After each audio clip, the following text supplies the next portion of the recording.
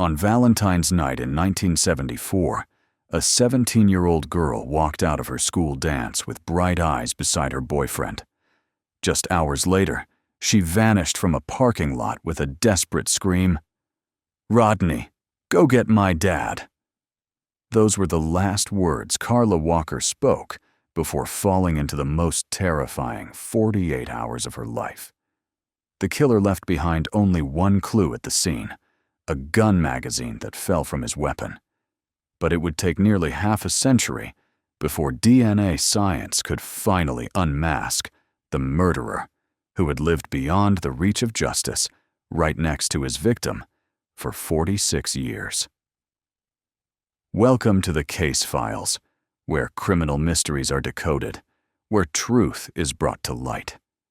Today, we're stepping into one of the most shocking cases in Texas criminal history. In this episode, we're taking a deep dive into the infamous case of the Carla Walker murder case, 48 hours of terror and 46 years of justice.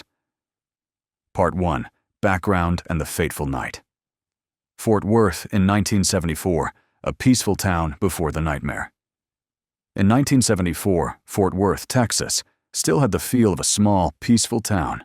The city was only half its current size, a place where everyone knew each other, trusted each other.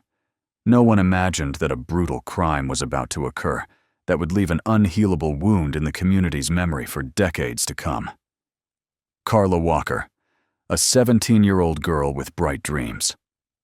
Carla Jan Walker was born on September 14, 1956, and was a senior at Western Hills High School. She was 17 years old, beautiful, outgoing, and friendly to everyone. Carla loved dancing and always lived life to the fullest. No one could have known that this very passion would indirectly lead her into a horrifying tragedy. Rodney McCoy, the All-American boy and high school romance. Rodney McCoy, 18, was the school football team's quarterback, a typical All-American boy loved by everyone.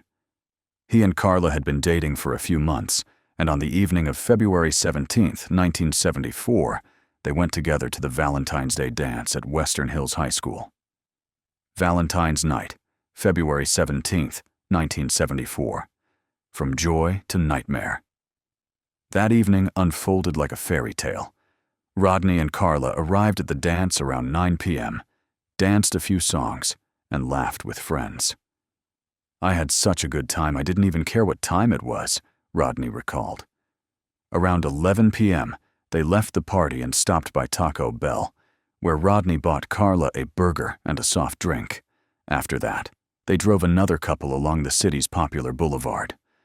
Around 12:30 a.m. on February 18th, after dropping the couple back at their car, Rodney and Carla continued driving. When Carla needed to use the restroom, they stopped at the parking lot of Brunswick Ridgela Bowl Bowling Alley, just a few miles from Carla's home. The terrifying moment, a stranger appears. According to Rodney's account, after returning to the car, they sat embracing and sharing sweet kisses. Carla placed her purse behind her head like a pillow. Everything was romantic and peaceful. But suddenly, the passenger door was violently jerked open. A strange man appeared, immediately striking Rodney hard with the butt of a gun. "He nailed me pretty good on the first shot with the butt of the pistol," Rodney recalled. The attacker reached into the car, pointed the gun barrel about 3-4 inches from Rodney's face, and pulled the trigger 3 times. Rodney heard 3 dry clicks, but no gunshot. The magazine had fallen out of the gun during the impact. This very thing saved Rodney's life. While Rodney struggled with death, the stranger dragged Carla out of the car. She begged, "Stop hitting him! I'll go with you!" The attacker continued beating Rodney with the gun butt until he collapsed. Before losing consciousness completely, Rodney heard Carla scream, "Rodney, go get my dad." Those were the last words he heard from the girl he loved. Emergency alert. The Walker family plunged into panic. When he came to, Rodney immediately drove to the Walker family home. It was around 1:30 a.m. Carla's brother, Jim Walker, then 12 years old, and his parents were extremely worried because his sister hadn't come home yet. They heard a loud noise like a car crashing into the curb, followed by a desperate shout. "Please help me!" Cindy Stone, Carla's older sister, recalled. "Rodney was pounding on our door. Blood running from his head down his face. Blood all over his shirt, too, just screaming." Rodney kept repeating, "They've got her! They've got her!" His face was filled with fear and panic, with a long scratch under his eye. Carla's father immediately grabbed his gun and rushed to the parking lot near the bowling alley, while her mother called the police. Just minutes later, police arrived at both locations. But Carla had vanished without a trace. Part 2. The Investigation and Heartbreaking Discovery. The first clue, a gun magazine and vague description. At the parking lot, police found Carla's purse and a magazine from a .22 Ruger pistol. The magazine lay right where Carla had been dragged from the car door. This explained why Rodney was lucky to survive. The magazine can easily fall out of a gun's grip if struck hard. Despite being seriously injured and having difficulty speaking, Rodney tried to describe the attacker.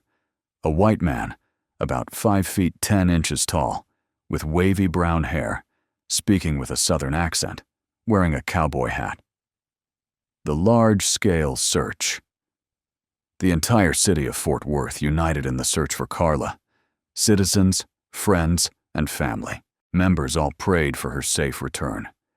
Police understood they were dealing with a dangerous individual, extremely bold for daring to attack, right in a public place like a bowling alley parking lot.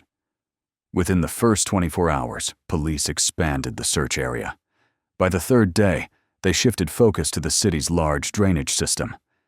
The reason was that a year earlier, Fort Worth had experienced a similar disappearance, and the victim's body was found months later in a storm drain. Discovery of the body. Tragedy becomes reality. On February 20th, 1974, 4 days after Carla was kidnapped, a patrol officer discovered a female body in a drainage culvert near Lake Benbrook, about 9 miles southeast of the abduction site. No one doubted it was Carla. The scene was extremely tragic. Carla's clothes were torn and pulled askew. There were deep bruises on her neck, showing she had been strangled to death. Her panties and pantyhose were wadded up at the entrance to the culvert. Carla's parents were devastated beyond measure, having to go to the hospital to identify their daughter. Jim Walker, her 12-year-old brother, went along. He could never forget his mother's scream upon seeing the body, a scream that haunted him in the most horrible nightmares throughout his life. Autopsy results. The brutal truth. The autopsy, supervised by investigator Jim Minter, confirmed what he had sensed all along. Carla had survived for 2 days after being kidnapped, meaning 48 horrifying hours during which she endured torture and rape. There were deep wounds on her thighs and legs. The cause of death was manual strangulation, with no signs of rope or other implements. All evidence, including Carla's clothing and biological traces, were collected and carefully preserved by the Fort Worth Police Department's crime lab, one of the few police departments to have its own lab at that time. Although DNA technology didn't exist yet, this meticulous preservation of evidence would later become the key to solving the case. Part 3. The difficult pursuit and false suspects. Clue from the magazine. Tracking the Ruger. Police focused on the most important clue, the Ruger gun magazine. They contacted federal authorities to get a list of everyone in the area who had purchased a .22 Ruger pistol. At that time, this type of gun was very common, and about 30 people in the area had recently purchased the same model. One by one, police visited each person's home. They had people bring in their guns to compare magazines. All guns sold came with one magazine, so if someone was missing a magazine, they were likely the killer. However, no one had a gun with a missing magazine. On this list was a man named Glenn Samuel McCurley Jr., then 27 years old, living less than 2 miles from Carla's home. McCurley told police that his Ruger pistol had been stolen from his truck. He was also required to take a polygraph test and passed. With this alibi, McCurley was removed from the suspect list. Rodney McCoy. Under a cloud of suspicion. Police also had to consider the possibility that Rodney McCoy himself was the killer and had staged the kidnapping story to cover up his crime. However, Rodney passed 2 polygraph tests. The couple who had been in the car with them that night confirmed there were no unusual signs. The Walker family completely trusted Rodney. "My parents loved him, trusted him," Jim Walker said. Additionally, Rodney voluntarily underwent hypnosis to recall more details about the attacker. Although unconventional, this method helped police create a composite sketch of the perpetrator: a man with short hair, a small nose, wearing a sleeveless green jacket and a cowboy hat. Suspect Tommy Nealon. Hope then shattered. Just 2 months after Carla's case, another kidnapping occurred. Police quickly identified suspect Tommy Nealon, 21, who had been a preacher. Suspiciously, Nealon confessed to attempting to kidnap and rape a young woman. He was arrested, and during interrogation, Nealon admitted to killing 2 teenagers, one 15 years old, the other 17. Based on the methods and ages of the victims, investigators suspected Nealon might also be Carla's killer. They asked Rodney to participate in a lineup. The lineup included Nealon and 4 others. Rodney looked at each person, then made a special request. He wanted them to say, "Come with me now, sweetheart," the phrase the kidnapper had said according to his memory. Rodney closed his eyes and listened, as all 5 people said the phrase in turn. He immediately recognized Nealon's voice and pointed straight at him. However, the subsequent interrogation muddled everything. Nealon denied any involvement in Carla's case.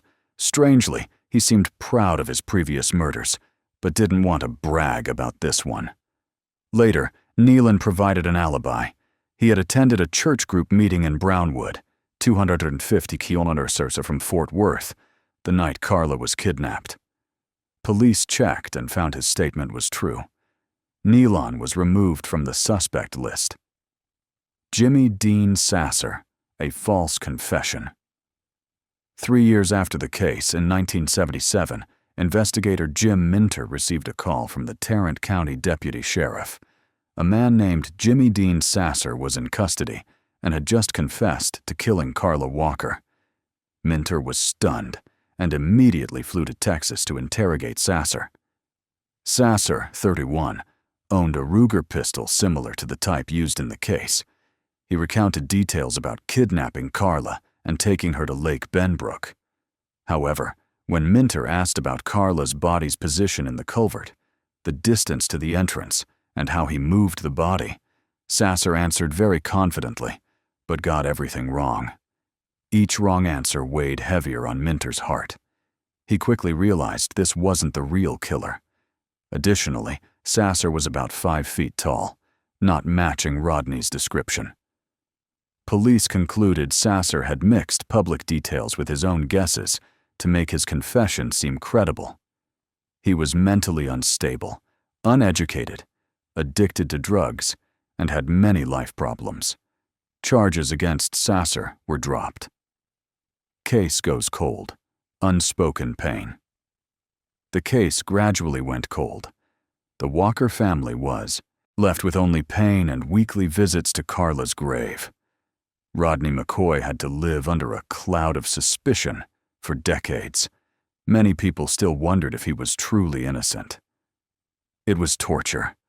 Absolute torture to have to live with that, Rodney shared. Time passed, and the case remained an unhealable wound in the hearts of Fort Worth residents. But the Walker family never gave up hope. Never gave up hope. Part 4. Breakthrough after 46 years and final justice. 2018. Determination to reclaim justice. In 2018, more than 44 years after Carla's death, her brother Jim Walker was determined not to let the case sink into oblivion. He contacted Detective Leah Wagner from the Fort Worth Police Department and said, "I just need a fresh look. I'm frustrated because for years no one has provided answers." Wagner felt a responsibility to help this family. She and colleague Zeb Benoit began combing through case files piled in boxes. The work was arduous, but they didn't lose heart.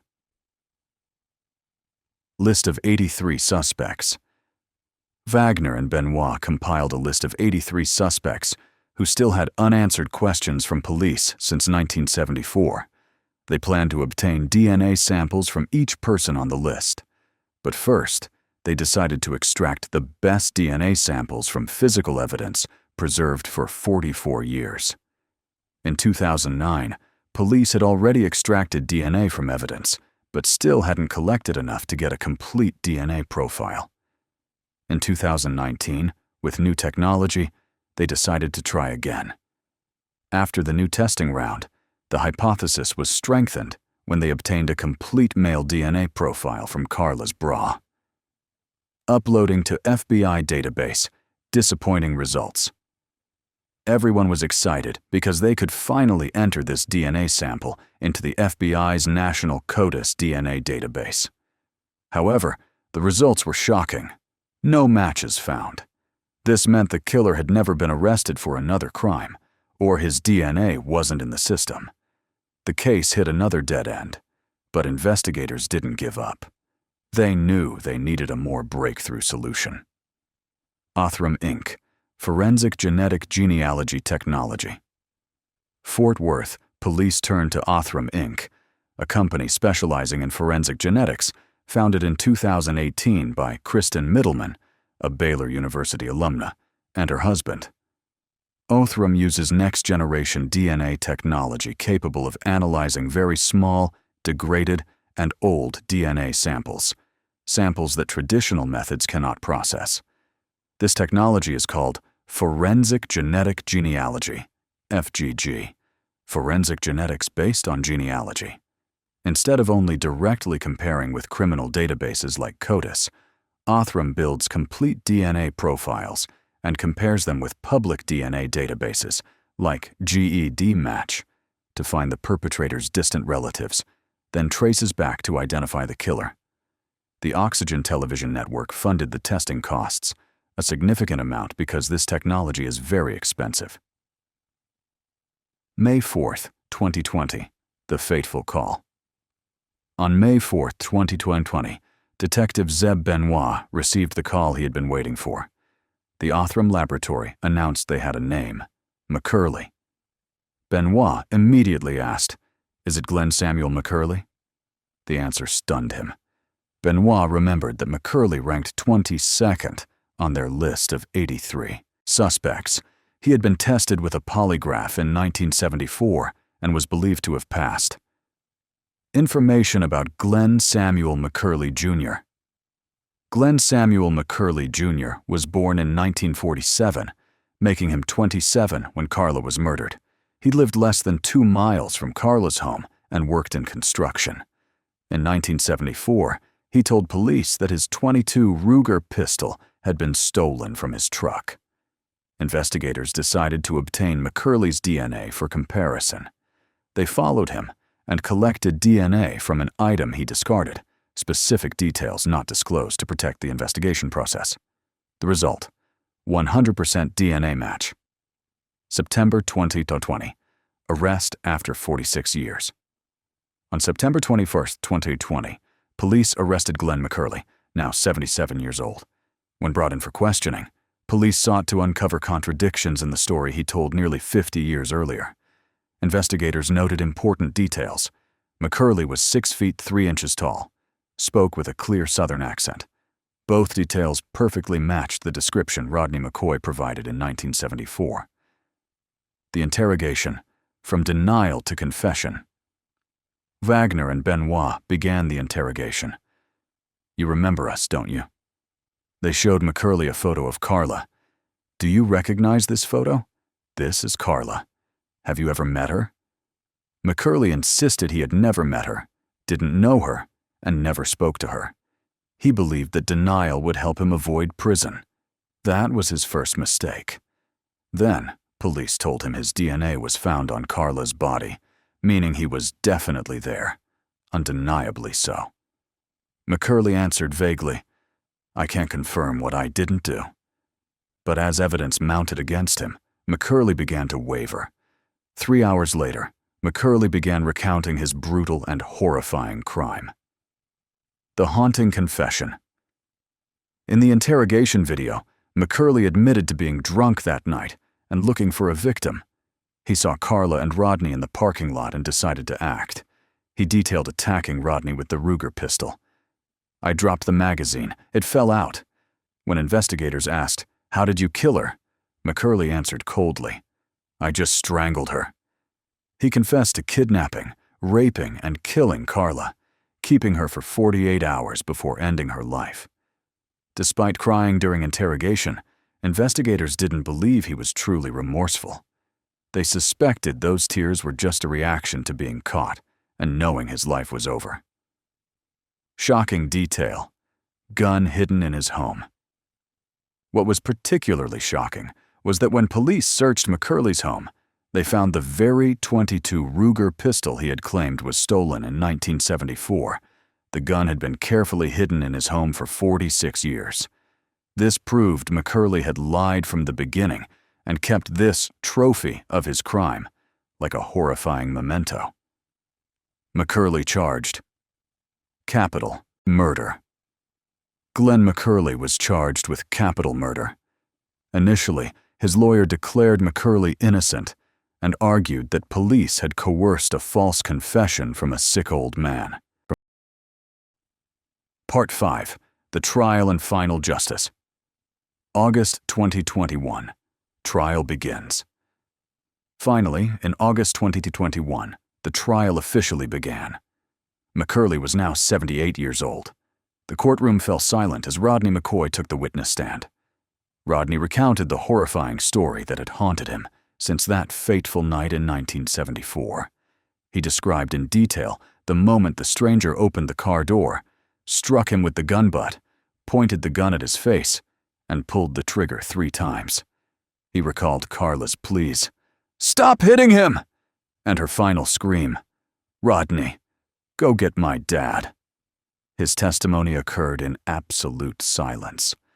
Clearly, he had loved Carla with all his heart and had endured pain and suspicion for 47 years. His words were so convincing that the jury could almost see Carla through his account. Confession video shown in court. Prosecutors were confident they would win the case.